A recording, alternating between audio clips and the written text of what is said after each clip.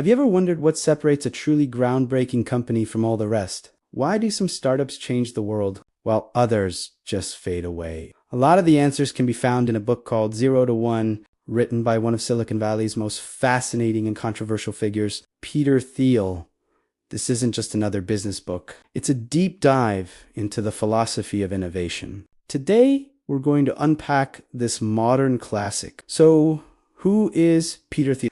Before he became a legendary venture capitalist and the first outside investor in Facebook, he was a co-founder of PayPal. Along with Elon Musk and others, he was part of the PayPal Mafia, a group of early employees who went on to create some of the most influential tech companies we know today, like Tesla, LinkedIn, and YouTube itself. Thiel's experiences at PayPal, navigating booms and busts, shaped his unique perspective on what it takes to build something truly new. That's the core idea of 0 to 1, creating something from nothing. Thiel argues that progress comes in two forms. The first is horizontal progress, or globalization. This is what he calls going from 1 to N.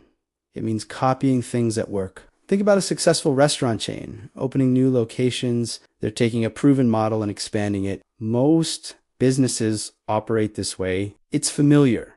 It feels safe, but it's not where the magic happens. The second form is vertical progress, or technology. This is what Thiel calls going from 0 to 1. It's about creating something entirely new. It's the moment someone invents the very first airplane, the first personal computer, or the first smartphone. This is the kind of progress that genuinely moves humanity forward. One of the most provocative questions Thiel asks is, what important truth do very few people agree with you on? This isn't just a clever interview question. It's the foundation of a 0 to 1 mindset. To create something new, you have to see the world differently. You have to believe in a possibility that others dismiss as impossible or foolish. Conventional wisdom leads to conventional results, which means competing in a crowded marketplace. A good answer to this contrarian question is the starting point for a monopoly. Now, when you hear the word monopoly, you probably think of something bad, right? Price gouging and crushing competition.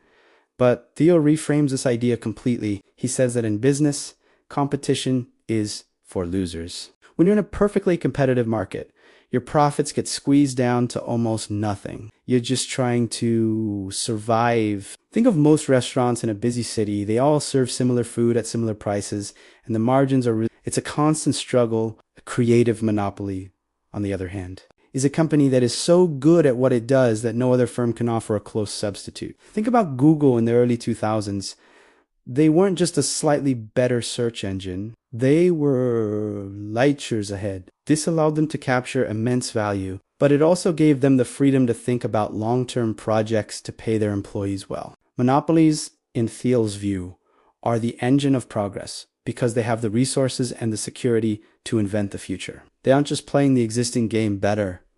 They are creating a whole new game. So how do you build one of these valuable monopolies? Thiel lays out a few key characteristics. Your product has to be at least 10 times better than its closest substitute. A slight improvement isn't enough to get people to switch. It needs to be a quantum leap. Second, network effects. A product becomes more useful as more people use it. Facebook is the classic example. The more friends you have on the platform, the more valuable it is to you. Third is economies of scale. A monopoly gets stronger as it gets bigger because its fixed costs can be spread over a larger volume. And finally, branding. Creating a powerful brand is essential.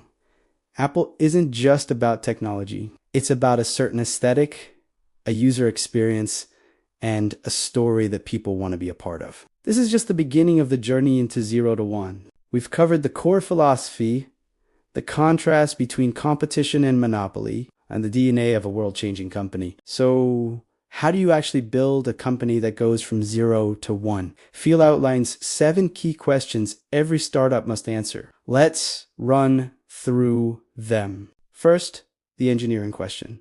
Can you create a breakthrough technology instead of just making small improvements? He's talking about something 10 times better than what exists. Second, the timing question.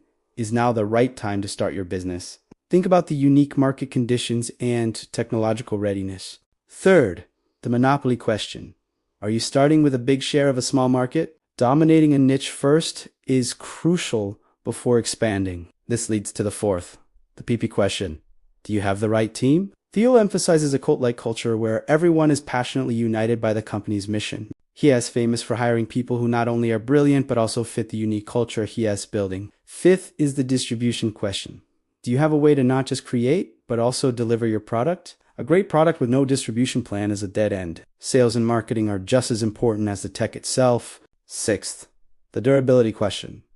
Will your market position be defensible 10 or 20 years into the future? Think about your brand, network effects, and proprietary technology. You need a long-term moat. And finally, the seventh and most important is a secret question. Have you identified a unique opportunity that others do not see? A great company is built around a secretive nature or people that it has uncovered. This is the core of creating something new. Thiel argues that successful founders are often strange, even paradoxical figures. They can be insiders and outsiders at the same time. Think about it. Thiel himself was a Stanford-educated lawyer, an insider, but he felt like an outsider in Silicon Valley's conformist culture. He argues that this unique perspective allows founders to see the world differently and discover those valuable secrets. They aren't just managers. They are monarchs, singular visionaries who shape the future. It's a controversial take, but it explains his belief in founder-led companies. He also talks about the power law, where a small number of companies or investments generate the vast majority of returns. This is why venture capitalists don't diversify like regular investors. They're searching for that one company that will return more than their entire fund combined. For you, as an individual or a founder, this means you should focus intensely on the one thing that has the potential to be a massive success, rather than spreading your efforts thinly.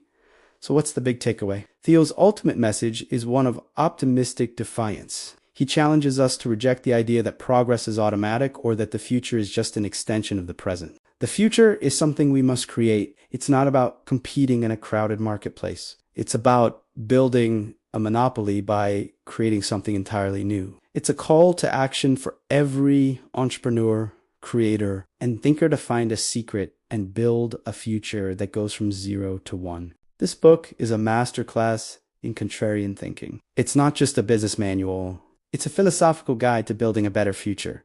What secret will you uncover? I hope you enjoyed this deep dive into 0 to 1. If you got value from this breakdown, please hit that like button and subscribe for more content that will help you think differently. Let me know in the comments what book you'd like me to cover next. Thanks for watching, and I'll see you in the next video.